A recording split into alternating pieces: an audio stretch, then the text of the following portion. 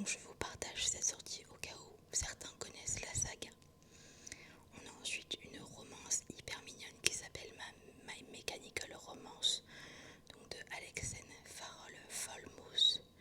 Et du coup je peux vous faire un petit résumé de manière à ce que je connais parce que je l'ai lu et je crois que je m'en rappelle.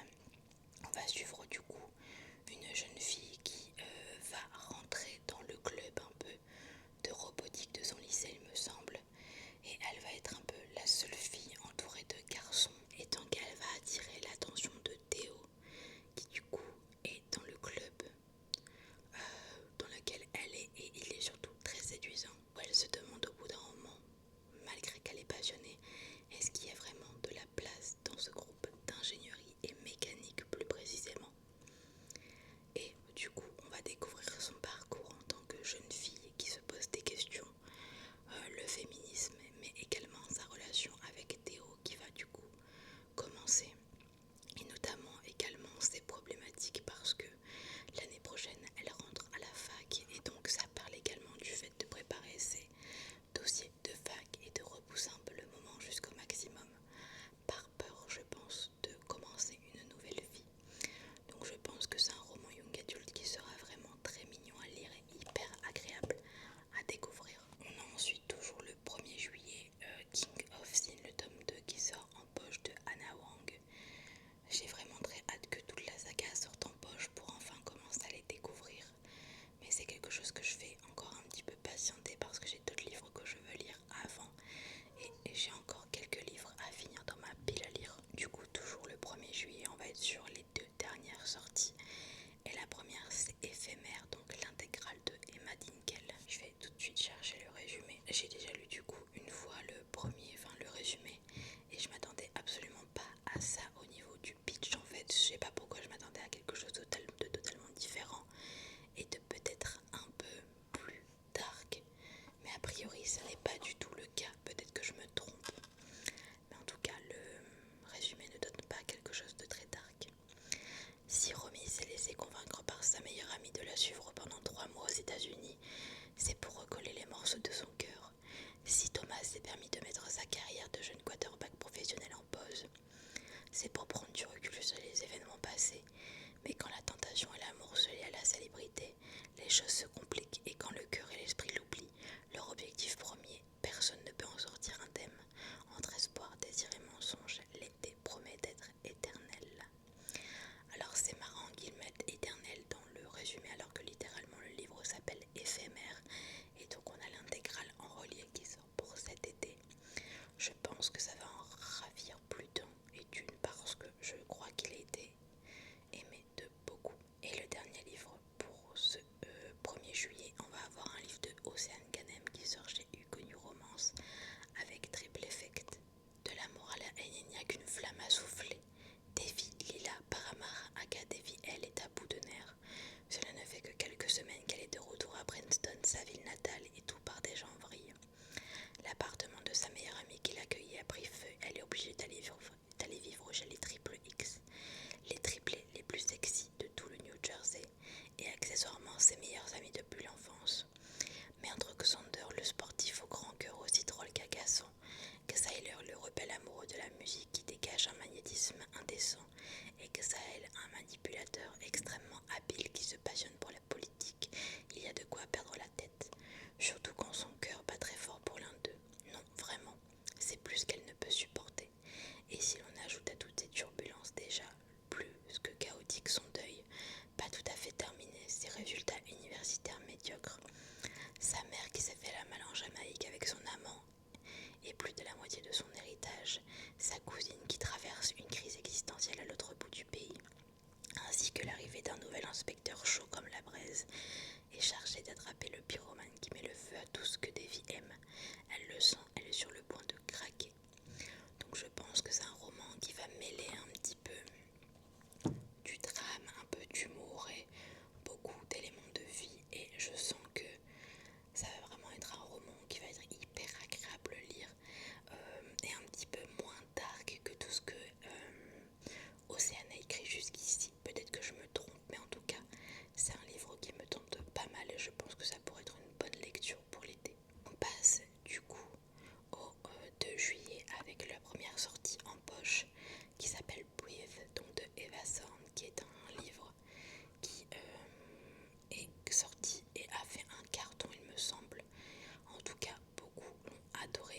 j'ai vraiment très hâte de pouvoir le découvrir, mais c'est pas un livre que je vais acheter tout de suite. Je pense que je vais patienter un petit peu, peut-être l'été prochain, parce que c'est quand même une grosse bavasse. En vrai ça va, il fait que 560 pages en brochet, et en poche, je vais vous dire ça tout de suite, il fait 512 pages, ce qui n'est pas énorme. Je te promets de t'aimer dans cette vie et dans toutes les autres à venir. Après sa première année à l'université, Romy va réaliser son rêve, passer un été à Hawaï. Accompagnée de sa meilleure amie Isadora, elle s'envole pour ce paradis qui l'attire depuis toujours. À elle, les paysages paradisiaques, les plages infinies, les expériences inoubliables. Romy rencontre une bande de jeunes étudiants aussi déjantés qu'elle, mais ne s'attendait pas à tomber sur Tobias. Il était son meilleur ami et celui de Grayson, son ex. Ils ne se sont pas revus depuis ce fameux baiser échangé il y a un an. Entre tension, fou rire et tentation, cet été pourrait bien changer leur relation à jamais. Alors vous avez Found Family, Evil First, Evil Harder. Et le petit poche inclut un livre bonus. Enfin, pas un livre bonus, mais un chapitre bonus. Donc en fait, c'est un livre qui me tente pas mal finalement. On a ensuite toujours le 2 juillet, La Maison Saphir, donc de Marissa Meyer. Marissa Meyer, c'est une autrice que je pense tout le monde connaît, que littéralement, je pense qu'elle est l'autrice de livres hyper connus, comme notamment la saga des Chroniques lunaires de Gilded. Et là, on est sur un roman un petit peu différent parce que on va être dans un univers qui va être beaucoup plus comme le nôtre, descendante d'une lignée de sorcières mais dépourvue de véritable magie. Mallory Fontaine gagne sa vie en vendant des faux sorts et en organisant des visites guidées du célèbre manoir Saphir. On y aurait retrouvé les os de la première femme disparue de Bastienne Saphir, Monsieur le Bleu, accusé d'avoir assassiné 3 de ses épouses avant d'être arrêté. C'est un peu comme le conte de Barbe Bleue finalement. Approché par Armand, le charmant héritier des Saphirs, qui lui offre une importante somme d'argent pour débarrasser sa demeure du fantôme de son ancêtre, Mallory voilà l'occasion de se remplir les poches. Lorsqu'un meurtre est commis, Mallory se retrouve mêlée à l'enquête malgré elle. Si la jeune femme espère toucher la récompense qui lui a été promise, elle devra percer tous les mystères qui entourent la famille Saphir, mais rien ne l'a préparée à ce que le plus grand obstacle de sa réussite soit l'homme qui l'a précipitée dans cette aventure. Donc ça a l'air quand même hyper intéressant. Je pense que si c'est du Marissa Meyer en vrai, il y a moyen que ce soit vraiment bien. Maintenant, je n'ai pas lu beaucoup de ses livres malheureusement, donc je ne peux pas vous dire ce que j'en pense. On a ensuite le tome 6 de Heartstopper qui sort également le 2 juillet, qui est un roman graphique LGBT. Il y a également le film qui sort bientôt sur Netflix. J'ai très hâte de pouvoir regarder le film parce que pour le coup j'ai adoré découvrir les romans graphiques, mais je crois que je me suis arrêtée au 4 et je ne compte pas acheter le 5 et le 6 parce que je n'ai pas les autres tout simplement. On passe ensuite au 3 juillet où après on va avoir qu'une seule sortie pour toutes les dates, et on a du coup le 3 Heartstring de donc un Now Back to You de Becca Morrison. La couverture est super jolie.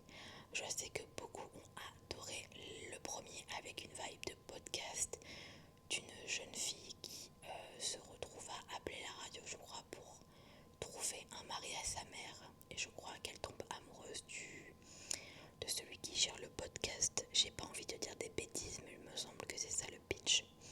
Et pour le coup, pour ce deuxième tome, je n'ai pas regardé, je ne compte pas regarder parce que si je veux le lire, je veux le lire sans savoir ce qui va s'y passer à l'intérieur tout simplement. On a ensuite le 7, La mémoire des os, le tome 2 donc de Marco Losten. Je sais que le premier tome s'est hyper bien vendu et que beaucoup ont adoré le découvrir. Et donc vous allez enfin pouvoir connaître la suite le 7 juillet. N'hésitez pas à me faire des retours pour ceux et